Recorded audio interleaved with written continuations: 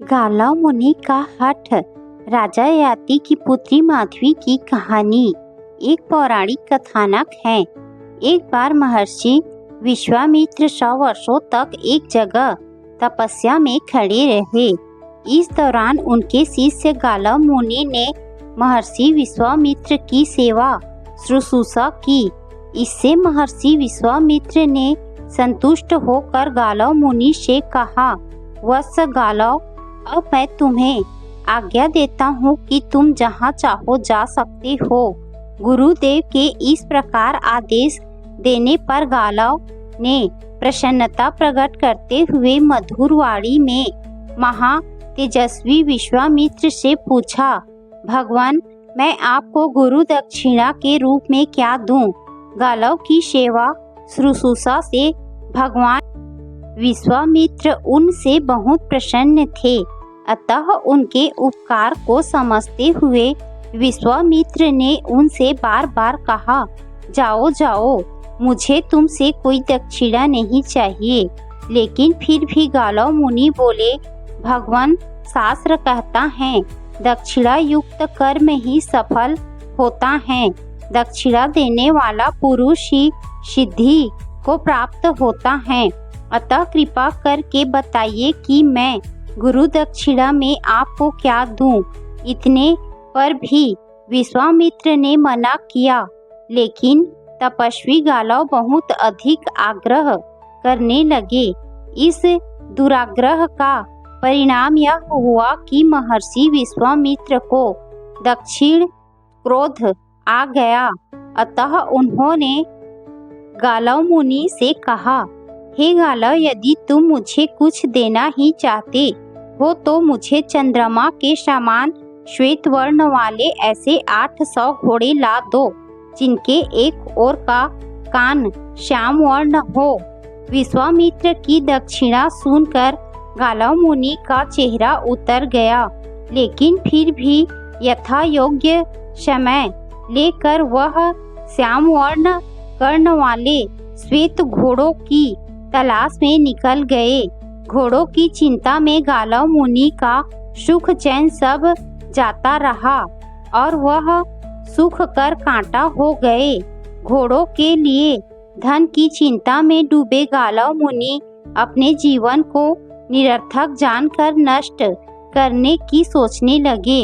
तभी उन्हें परम प्रभु भगवान विष्णु का ध्यान आया। सच्चे हृदय से गालव मुनि ने अपनी समस्या भगवान विष्णु से कही तो प्रभु ने गालव की मदद के लिए अपने वाहन गरुड़ को भेजा। गरुड़ ने चारों दिशाओं का वर्णन करके गालव से पूछा, हे द्विजश्रेष्ठ, मैं तुम्हें समस्त दिशाओं का दर्शन कराने के लिए उत्सुक हूँ। अतः तुम मेरी पीठ पर बैठ जाओ और बताओ कि हम पहले किस दिशा को चलें।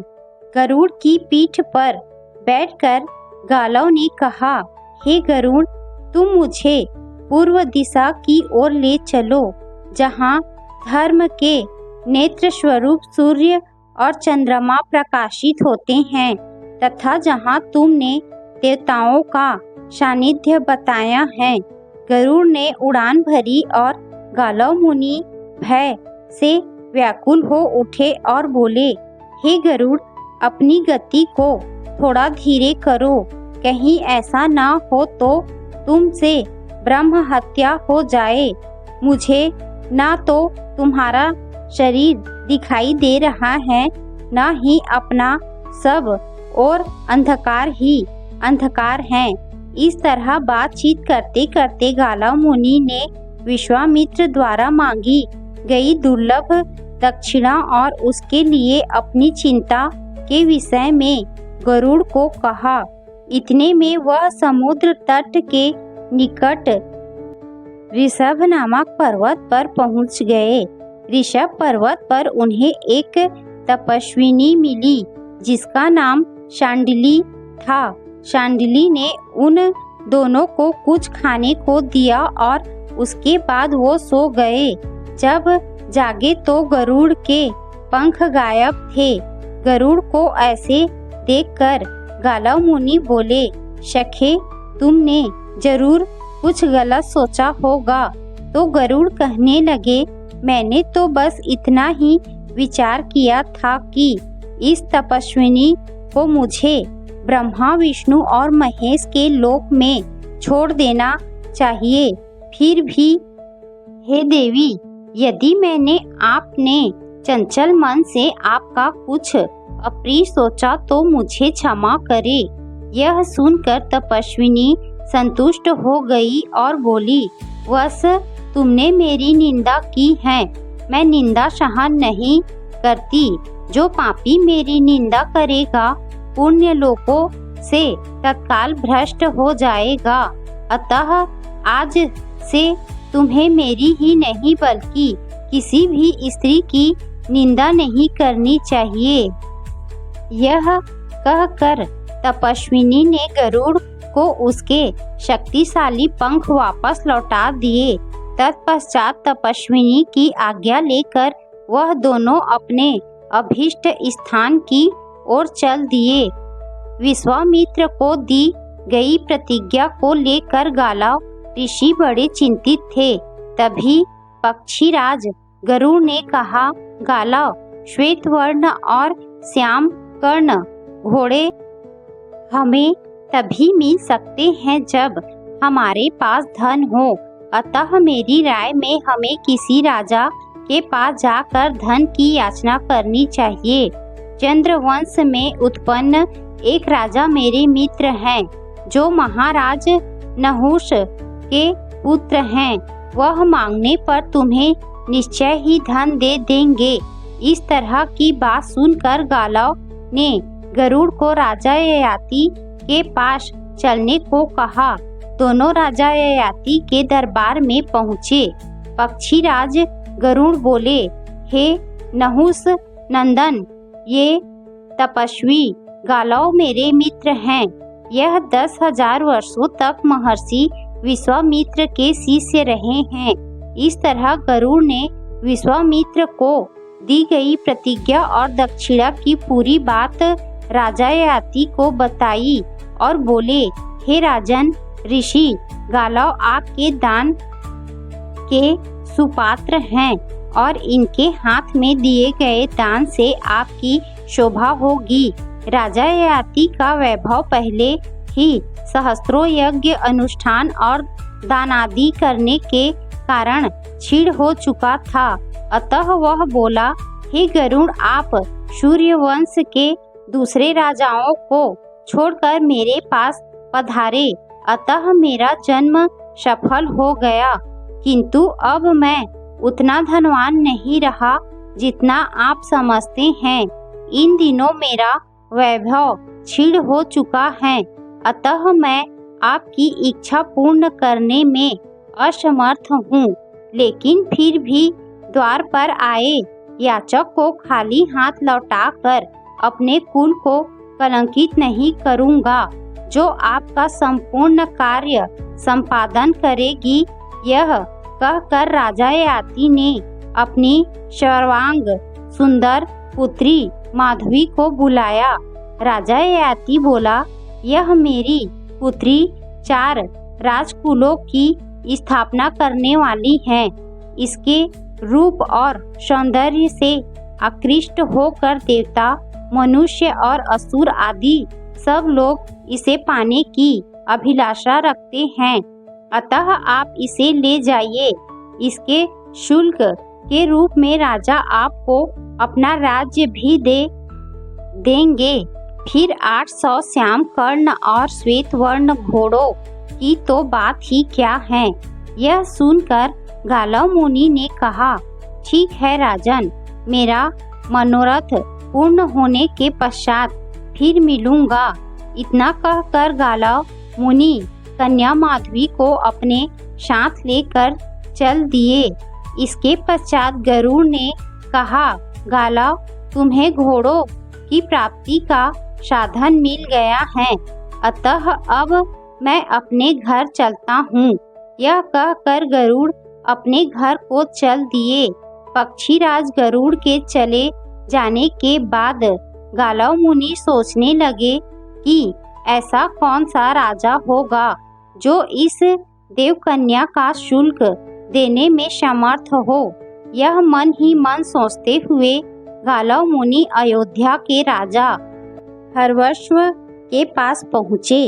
राजा हर्यश्व चतुरंगिणी सेना और सभी प्रकार के धन धान्य से संपन्न थे।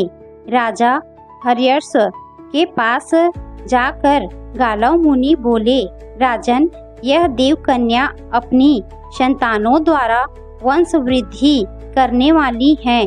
तुम चाहो तो शुल्क देकर निश्चित अवधि तक इसे अपनी पत्नी बनाकर रख सकते हो। तब राजा हर्यश्व ने कहा, हे द्विजश्रेष्ठ, आपकी यह कन्या कई शुभ लक्षणों से युक्त और कई चक्रवर्ती पुत्रों को जन्म देने में समर्थ हैं। अतः उसके लिए आप समुचित शुल्क बताइए। गालव मुनि बोले, राजन, इसके शुल्क के रूप में मुझे 800 चंद्रमा के समान श्वेत वर्ण और एक ओर से श्याम कर्ण घोड़े चाहिए। यह शुल्क चुका देने पर मेरी यह शुभ लक्षणा कन्या आपके तेजस्वी पुत्रों की जननी होगी। यह सुनकर काम से मोहित हुआ राजा हर्यश्व अत्यंत दीन स्वर में बोला, हे ब्रह्मन, जैसे घोड़े आपको चाहिए वैसे मेरे पास केवल 200 घोड़े ही हैं, लेकिन दूसरी जाति के कई घोड़े मैं आपको दे सकता हूँ।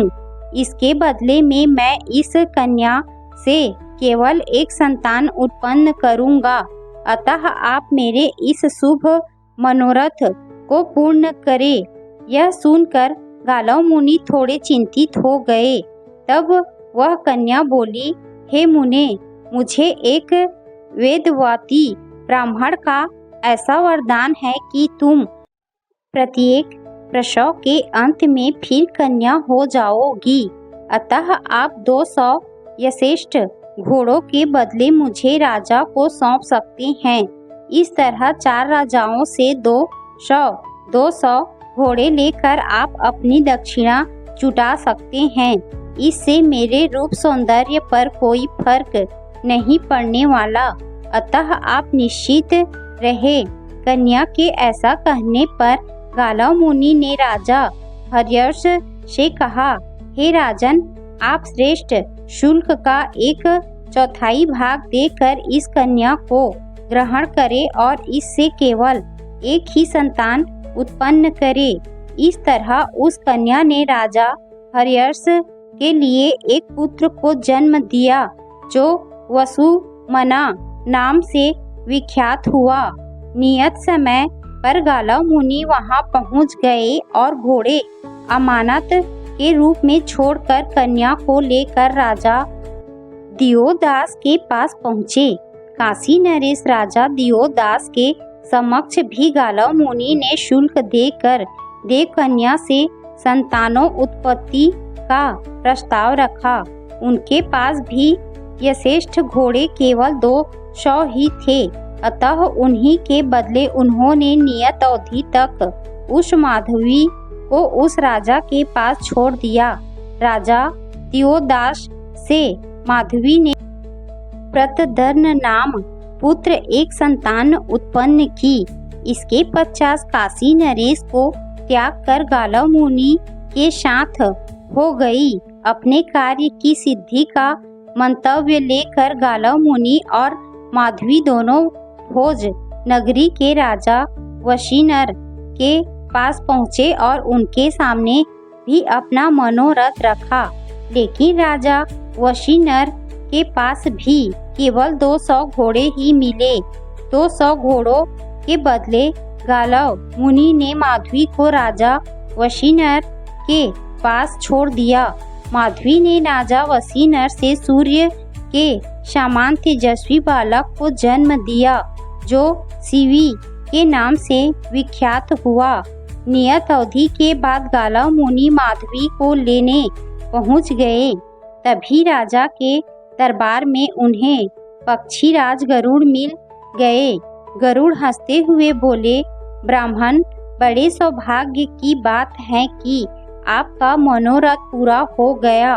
तब गालव मुनि बोले, पक्षीराज, अभी तो दक्षिणा का 1/4 भाग बाकी है, जिसे शीघ्र ही पूरा करना होगा।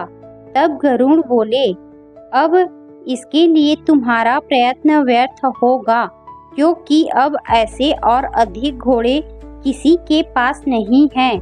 तब गरुड़ के कहने से गालव मुनि 600 घोड़े लेकर विश्वामित्र के पास पहुँचे। गालव मुनि बोले, गुरुदेव, आपकी इच्छा अनुसार ये 600 घोड़े आपकी सेवा में प्रस्तुत हैं और शेष 200 के शुल्क के बदले आप इस कन्या को ग्रहण करें और इससे संतानोत्पत्ति करें। तब विश्वामित्र ने कन्या पर दृष्टिपात करते हुए कहा, गालव, तुम इसे पहले ही ले आते तो मुझे इससे 4 वंश प्रवर्तक पुत्र प्राप्त हो जाते। अब मैं इस कन्या का ग्रहण करता हूँ और घोड़े मेरे आश्रम में छोड़ दो। इस तरह विश्वामित्र ने माधवी के गर्भ से अष्टक नाम के एक पुत्र को जन्म दिया। तदंतर अष्टक को उत्तराधिकारी में सभी और घोड़े और राजधानी देकर विश्वामित्र वन में तप करने निकल गए। इधर गालव मुनि भी विश्वामित्र के ऋण से उत्तीर्ण होकर माधवी को अपने पिता राजा ययाति को लौटाकर वन में चले गए।